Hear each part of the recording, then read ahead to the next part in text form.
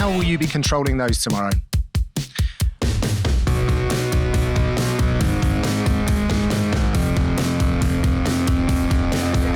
Trying for the trip.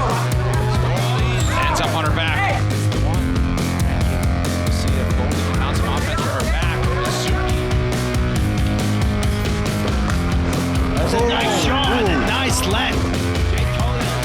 By making it high pace. Wrong he is. Still chasing it. Oh, look at that. Batty jumps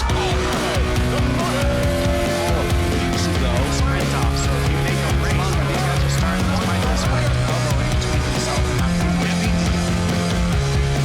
And there it is. Survive, and now Malcolm squeezing away. Not there with Shane, but it forced a reaction from Brundage. Oh, and a shot to the back of the head from Malcolm. Even Cody Brundage determining, I do not want to continue, doesn't feel up to doing so. An opponent with a propensity for spinning. Fourth now. Jordan uses that to sweep. My guillotine in round one. With a huge knee. That lands right on the chin, left hook to the body, right hook to the head. Bish, bash, bosh. Right.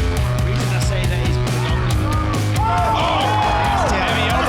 Ledger buckle that needs a battle. That's all she wrote. That thing is sunk in. Oh. That's gonna do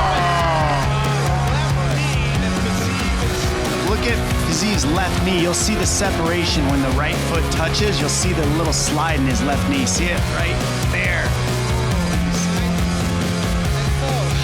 Looking forward to next one. What's up, everybody? UFC President Dana White here to announce some more badass fights. You know the main event for UFC 295 on November 11th in New York is Jon Jones, the GOAT and reigning heavyweight champion, and he is defending his title against the former champ and the greatest heavyweight of all time, Stipe Miocic. Now, I have the co-main event. Former light heavyweight champion Yuri Prochazka faces former middleweight champ Alex Pereira for the vacant 205-pound title. Prochazka is one of the most exciting fighters on the roster. He had to vacate the title when he sustained the worst shoulder injury in UFC history, but now he is fully recovered. He's still undefeated in the UFC, and he wants his belt back. Pereira is one of the scariest dudes to ever set foot in the octagon. He won the middleweight title just 1 year after making his UFC debut. Now he's moved up to light heavyweight with his sights set on a second world title in a new weight class. That is going to be an awesome fight. At UFC 296 on December 16th in Las Vegas, Leon Edwards versus Colby Covington will headline our last pay-per-view of the year with the welterweight title on the line. The champ hasn't lost a fight in 8 years, and he's coming off back-to-back wins over the greatest welterweight of all time, Kamaru Usman. He is defending his title against Colby Covington, a relentless pressure fighter with unstoppable cardio.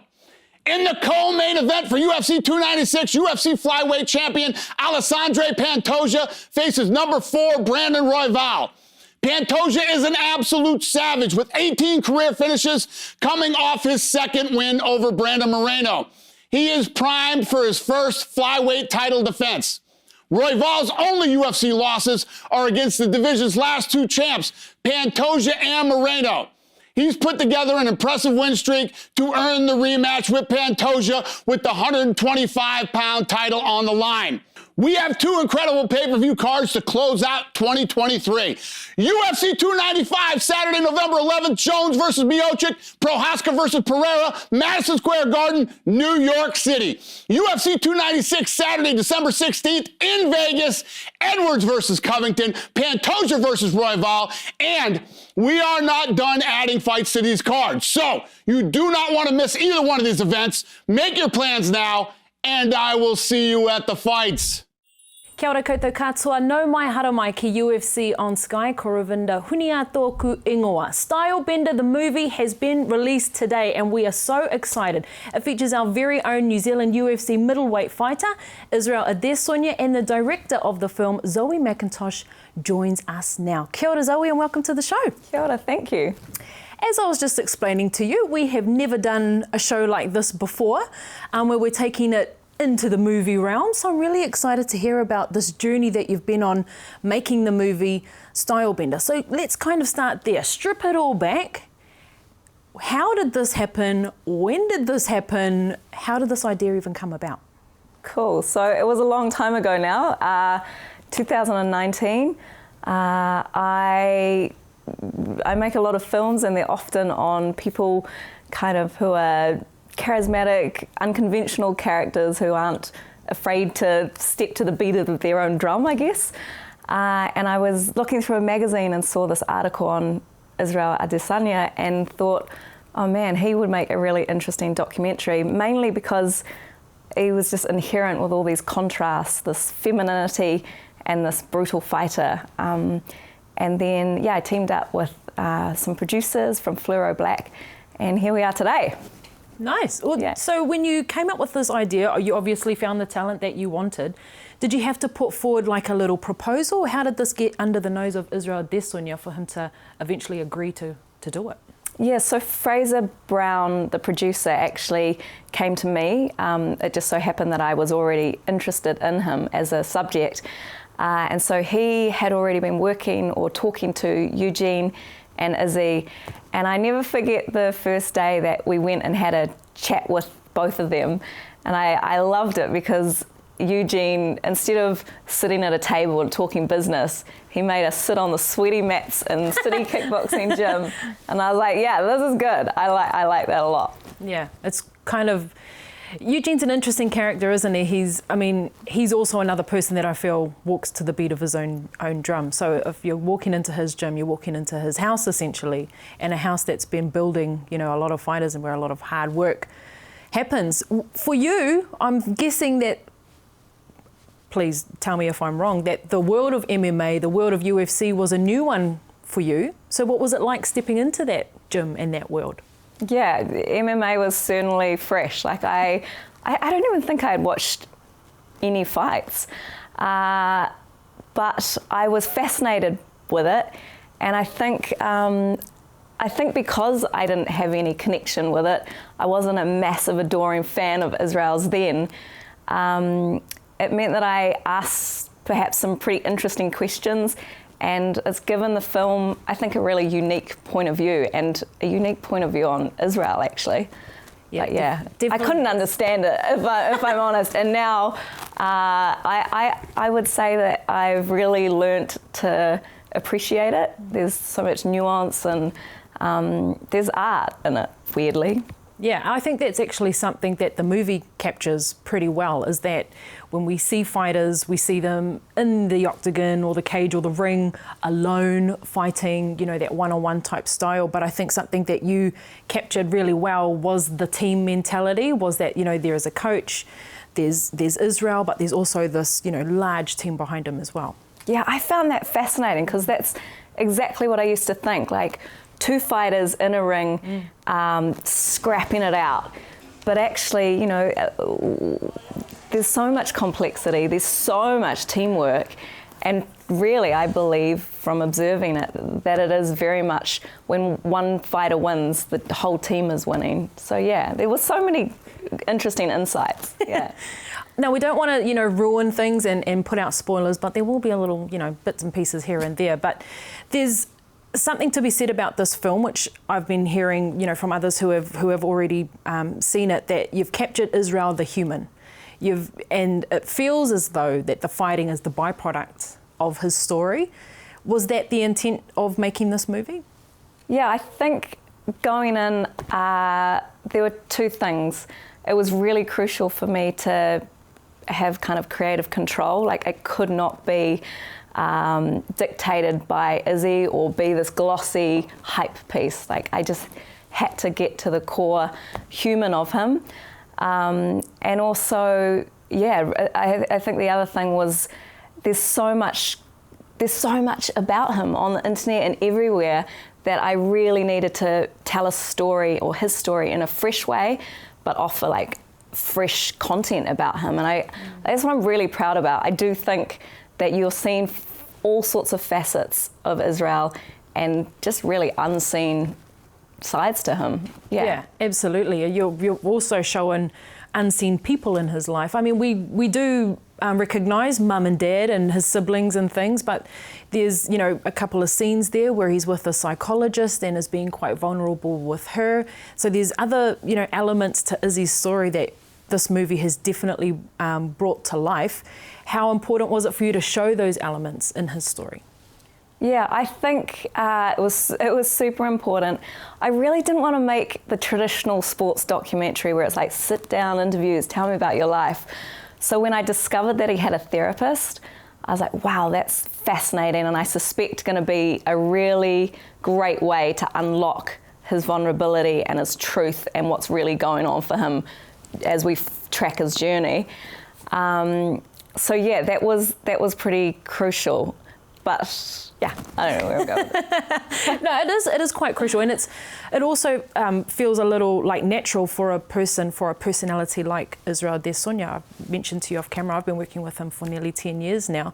So you kind of get to learn about this person and where you could kind of take things. And for you working with him, you know, over this span of time, you would have kind of known too how far you could take things and learn about these other people in his life also. Yeah, and it was certainly a journey. I wouldn't say right in the beginning he was open to share everything on that deep level, but you know, as you go along and the trust deepens, that became possible, and also just him being open to the more I guess artistic ways of telling his story.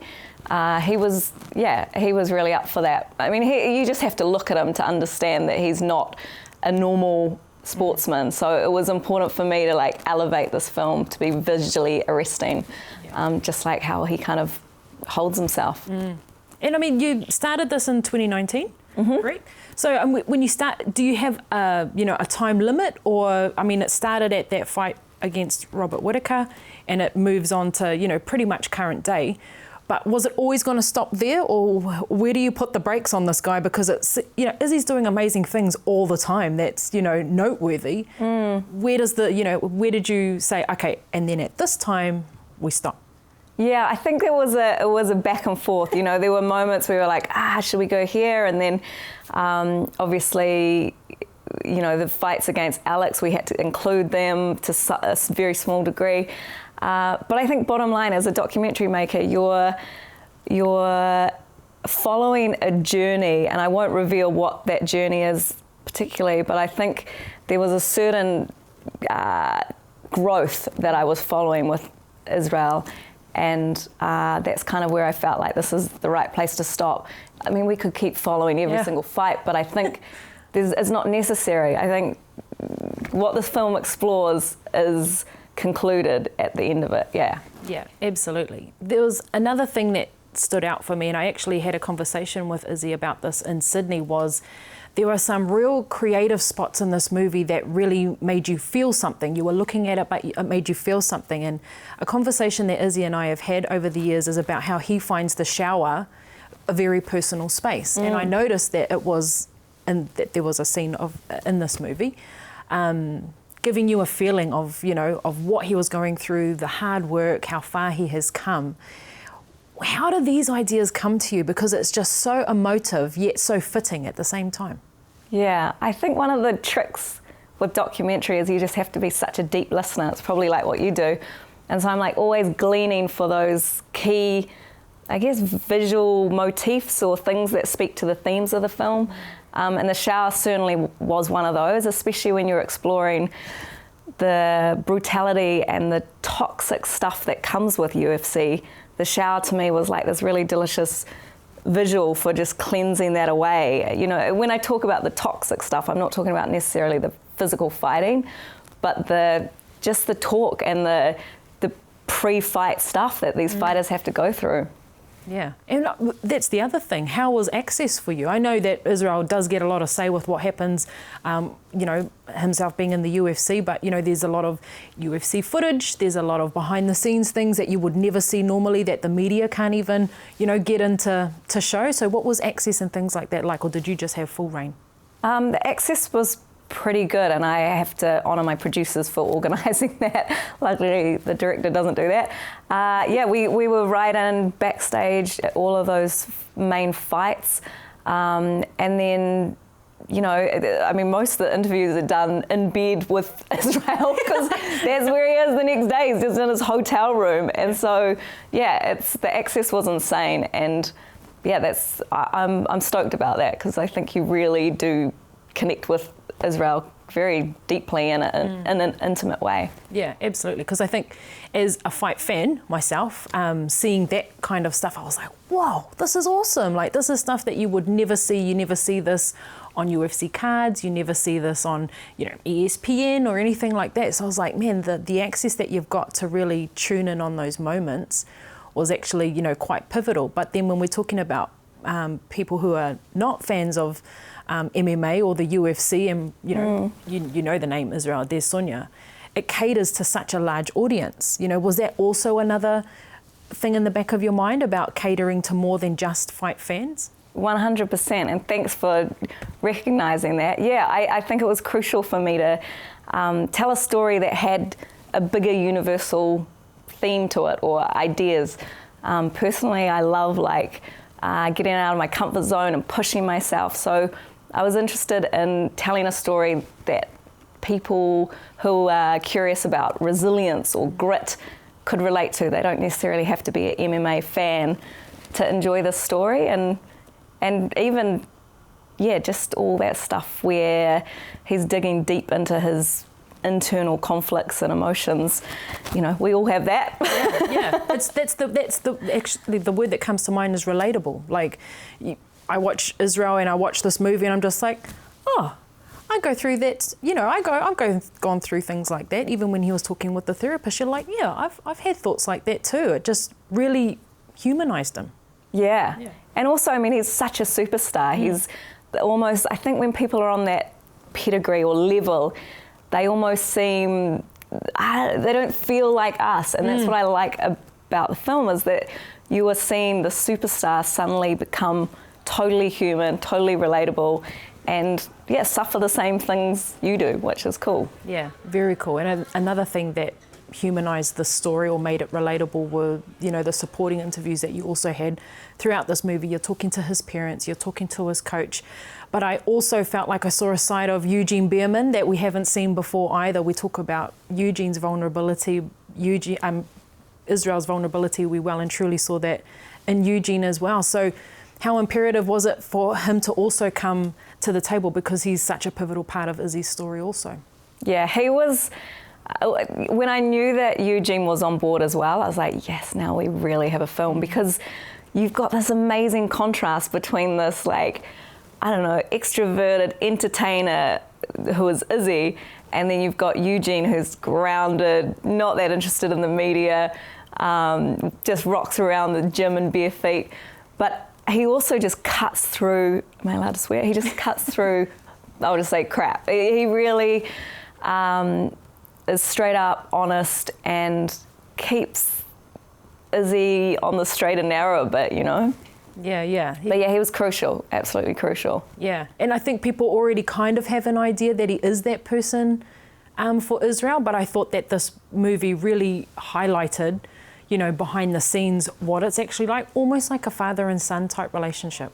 Yeah, it is, and yet it's almost more complex than that, because you've got that challenge of where he's not the father, but it's. I think he really made the film, Eugene. Yeah, he does. He definitely brought that different element. And Whānau, if you haven't seen it yet, like we just said, it's being released today.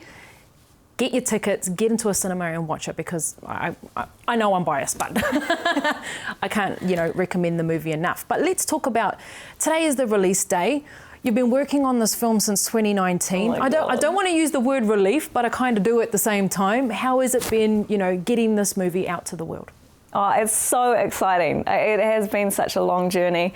So to have it, be shown in cinemas and to be seen by family and friends, and it's just excellent. It really is. Yeah. Talk to us about New York and how did that happen? Oh yeah, New York. So the film premiered at the Tribeca Film Festival in New York, and it was actually nominated for Best Documentary, and it didn't quite grab it, but pretty close. And yeah, it was just fantastic. It was a buzz, and it was just cool to see it go down in a country which, you know, isn't necessarily, what am I trying to say? It was just cool to see it there. Yeah. Well, again, I think that goes down to this movie speaking a universal language. You know, we've off camera we're talking about, you know, had a preview in Sydney. It's off to Europe, and it's being released here in New Zealand, and can be, you know, relatable to everyone around the world. Yeah, it's cool. It is very cool, actually. There's one thing that I wanted to touch with you before I let you go, and that was the words that you used about you learning about Israel's sensitivity and femininity. And when we think about the world of mixed martial arts and the UFC, in particular our male athletes, those are words that are not usually synonymous with that in that world. So I wanted to know, you know, how did you come to that conclusion? And overall, what did you learn most about this movie and that concept?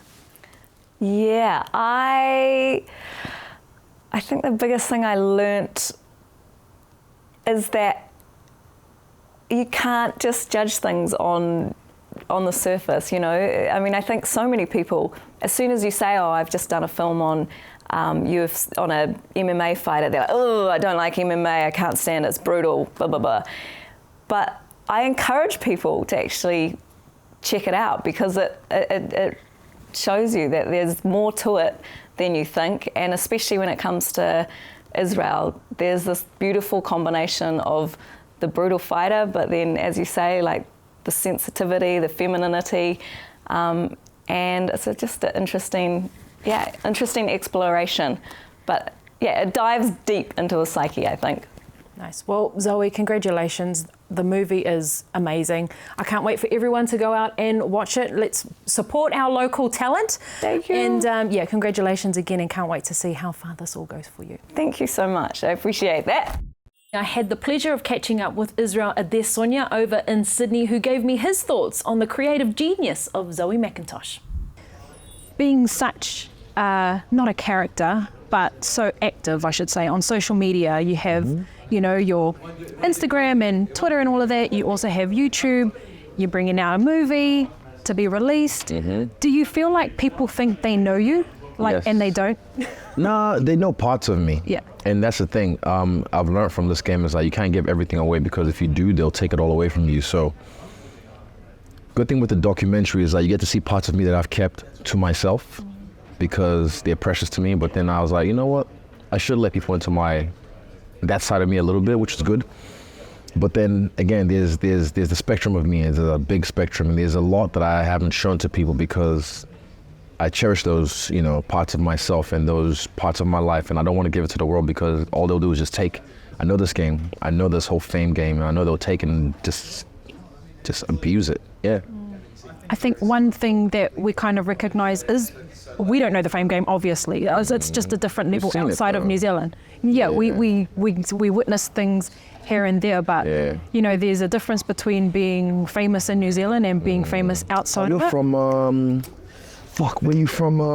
That's a Joey Damon joke. Oh, you're from the fucking Coronation Street. One of them ones, yeah. But yeah, I mean, people are normally surprised when they fly to the other side of the world or fly just across the pond, and then they feel like, oh shit, he's on. Like, yeah, I always have been, but you know, like I said, I'm not local, I'm global, and yeah, I am a son of the earth. Yeah. How do you take all of that in your stride and still do what you're doing on the UFC stage? Experience, practice, and self-awareness, being able to sit back and look at myself and just see, where does this come from? Where does this feeling come from? Whatever it is, you know. Sometimes I've been insecure, sometimes I've been angry, and you know, where's that coming from? I find the root cause, and I find a way to identify it, so I can identify the monster and then like slay it. One thing about the documentary that I really loved, even though you're saying you're not giving everything away, was the the picture of you being a human being. Yeah. You know, it's nothing to do with the UFC. It's nothing to do with anything but you, your life, and what you love. Yeah, exactly. And I'll do a burp real quick. Excuse me. Wouldn't be an interview with that one. Yeah. But one thing I do want people to get away from this movie is being their authentic self. In this movie, you see me express myself authentically, and I'm not saying trying to be like me. I'm not saying don't be like me. I'm not saying go paint your nails, wear a pearl necklace, be a dancer, or be a fighter. I'm like, no. Just look at this movie and be like, man, this Izzy guy, this Israel guy is like just cool with being who he is and doesn't give a fuck what anyone else thinks, no matter if they shame him for it. Because I'm happy within myself. I can sleep well at night because I'm fucking, these are the best years of my life so far. This year right now is the best year of my life yet. And I'm really happy with myself because of the way I've carried myself. So yeah, I want people to watch this movie and be like, man, I want to express myself as authentically, if not more authentically than him, in being myself and not giving a fuck what anyone else thinks. I don't hurt anyone unless it's signed on the dotted line. But just be me and expressing myself. Like sometimes people get mad, like, oh, why you wearing a pearls necklace? It's for girls. Well, fuck, they say diamonds are a girl's best friend, and I see a lot of guys wearing fake diamonds. I'm like, oh, I guess it's not real diamonds, so it's a loophole. But like, you know, I was like, who said they're a girl's best friend? Who said pearls is for girls? They look good on my black skin, so I like to rock them. I don't got any on right now, but you know, I brought, what do I have on? My sun necklace. I like it because it represents the sun to me. And someone else will hate this. Oh, he's wearing some fucking crafty shit. I'm like, who gives a fuck? Be you. That's when people just express yourself as you. That's the main thing I want you to get from this movie. Express yourself as you. There are two things that I want to talk to you about before we move on to actual UFC stuff. Easy. From the documentary. The first part was, I love the way that they used like elements. There was and I'm pretty sure you've said in the past that when you're in the shower, it's quite a personal, intimate moment for you. So I was actually quite surprised to see that scene because I know how much of a moment that means to you. And like there was rain and there were bubbles and, you know, these sort of element parts to it. Like that. Yeah. Good job. So I was like, you know, what was behind, because it made me feel a certain way. That's Zoe McIntosh. She's the director of the film, and those elements were her idea. You know, she's a director and she knew how to take this to make it not just a fight documentary. Like you can be a UFC fan, watch this movie and be like, yo, that's dope. But also you can just be like your grandma or like some soccer mom or anybody from any walk of life. Watch, even if you're not a fan of me, you remember, oh, he's too cocky, he's too fucking this, he's fucking not humble enough. You'll watch this film and be like, man, you'll get something out of this film that can help you level up your life if you actually open your mind and watch it without I hate this guy. Like you actually get something from this film. Stylebender, the movie documentary starring Israel Adesanya, directed by Zoe McIntosh, is screening at a cinema near you. And here is your preview. Who is Israel Adesanya? Israel Adesanya! The best middleweight on planet Earth. I was an outsider, and then I tried to fit in, but I wasn't meant to fit in. There's 2 kids. Next day I had my lips like this. I got beat up. Dancing helped me discover using your anger as fuel. Dancing in front of 3 people gives me anxiety. Fighting in front of millions of people doesn't do shit to me.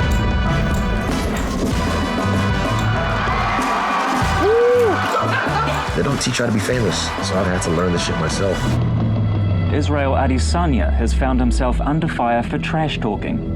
All this cameras on me and shit. He wears his emotions on his sleeve. And in this sport, that's pretty abnormal. Yeah.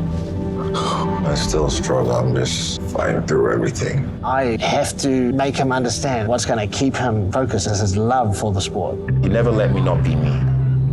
I remind myself I'm human. I'm able to just go forth with my life. I want to represent for my younger self, because I remember feeling helpless. Only a few have managed to beat that demon. Get in there. If you're in front of me, I'm gonna use you as a canvas to show off my art. You're gonna change after this? This haircut though, man, I swear. Sorry. I'm chasing greatness. I find comfort in the uncomfortable. I've got his back. I will make today count. Who is Israel Adesanya? try and put me in a box. That's the story you're telling yourself, but that's not the truth.